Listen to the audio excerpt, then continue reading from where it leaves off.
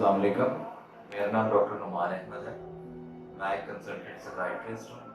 मैंने शोबे नफ्सियात में यानी साइकियाट्री में एफसीपीएस किया हुआ है और मैं साइकियर हॉस्पिटल लाहौर में बतौर कंसल्टेंट साइकियाट्रिस्ट और एडिक्शन ट्रीटमेंट स्पेशलिस्ट अपनी सर्विसेज फराहम करता हूँ।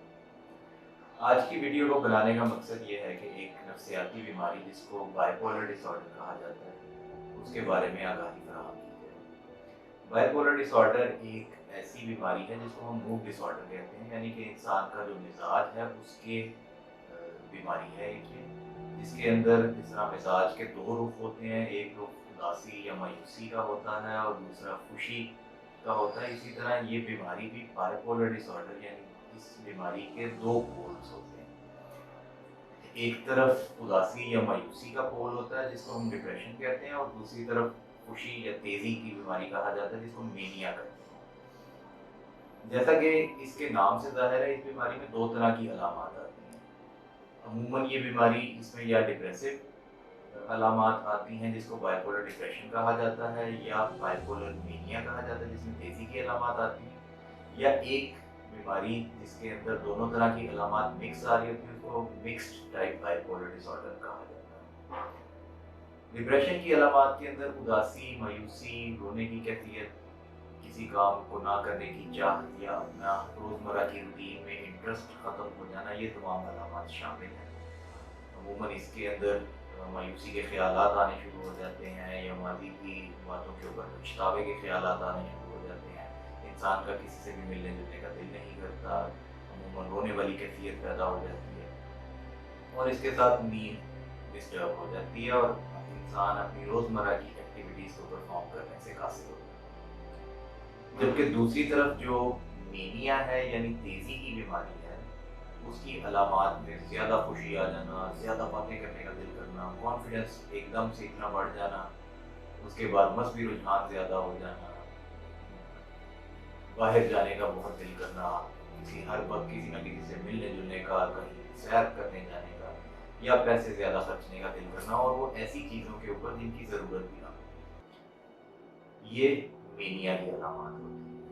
अब अक्सर सवाल ये किया जाता है कि ये बीमारी एकदम से कैसे पैदा हो जाती है। तो अमूमन इस बीमारी के पैदा होने के मुहर्रिकात में एक तो फैमिली जेनेटिक्स, यानी कि अगर किसी के ख़ानदान में किसी को बाइपोलर डिसऑर्डर रहा हुआ है तो उसके अंदर ये बीमारी पैदा होने का ख़तरा होता है। दूसरी तरफ इसकी न्यूरोकेमिकल बेसिस होती है कि इंसान के ज़हन के अंदर कुछ केमिकल्स होते हैं, इनमें से एक मखसूस केमिकल जिसको डोपामीन कहा जाता है, उसका इम्बैलेंस क्रिएट होता है और उसकी वजह से फिर बाइपोलर डिसऑर्डर पैदा होता है।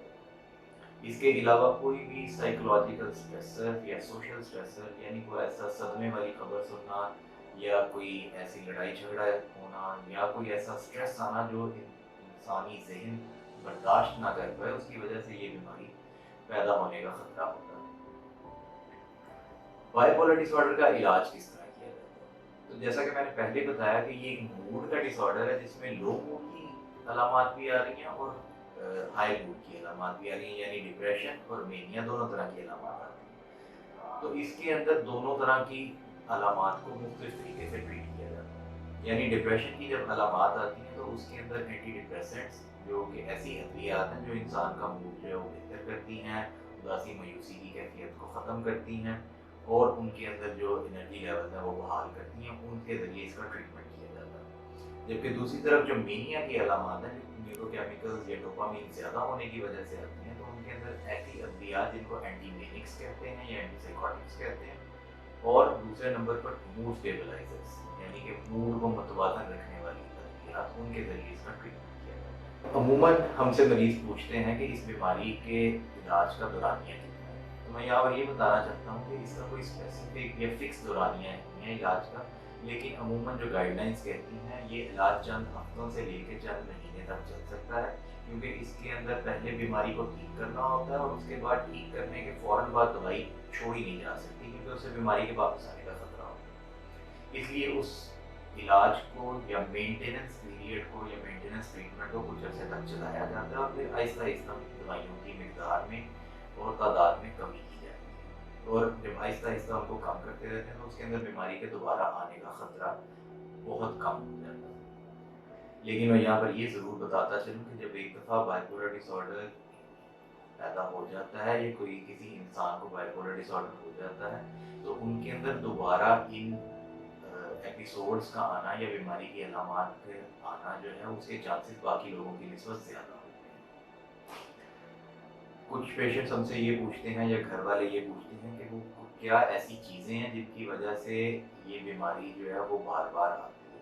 تو اس کے اندر 2-3 چیزیں بہت امپورٹنٹ ہیں۔ ایک تو اس بیماری کے اوپر ڈائریکٹلی جو موسم کی ویریشن ہے یا موسم کا تبدیل ہونا وہ اثر انداز ہوتا ہے، یعنی سردی سے گرمی آنا اور گرمی سے سردی آنا، اس کے اندر اس بیماری کے بڑھنے کے چانسز زیادہ ہوتے ہیں۔ اس کے علاوہ سائیکولوجیکل سٹریس یا ڈومیسٹک سٹریس یا کسی بھی قسم کا صدمے کی خبر سننا یا لڑائی جھگڑا ہونا یا کوئی اور سٹریس کی علامات آنا، اس میں یہ بیماری بڑھ سکتی ہے۔ اور تیسرے نمبر کے اندر جو لوگ دوائی ایک دم سے چھوڑ دیتے ہیں، خاص طور پہ اگر علاج چل رہا ہے، طبیعت ٹھیک ہے اور اس کے بعد ایک دم سے دوائی چھوڑی جائے تو اس کے بعد بیماری کے دوبارہ آنے کا خطرہ پیدا ہو جاتا ہے۔ اگر اس کا علاج باقاعدہ کرایا جائے، باقاعدہ ٹریٹمنٹ ہو اور سائکیٹرسٹ کے ساتھ رابطہ رکھا جائے اور ان کی ہدایات پر عمل کیا جائے تو نہ صرف یہ بیماری پوری طرح ٹھیک ہو جاتی ہے بلکہ ریلیپس یعنی کہ بیماری کے دوبارہ آنے کے چانسز بھی بہت کم ہو جاتے ہیں۔ یہ تھی آج کی ویڈیو۔ میں امید کرتا ہوں کہ یہ آپ کے لیے مفید ثابت ہوگی اور اس طرح کی مزید ویڈیوز کے ساتھ آپ کے سامنے دوبارہ پیش ہوں گا۔ تب تک کے لیے اللہ حافظ۔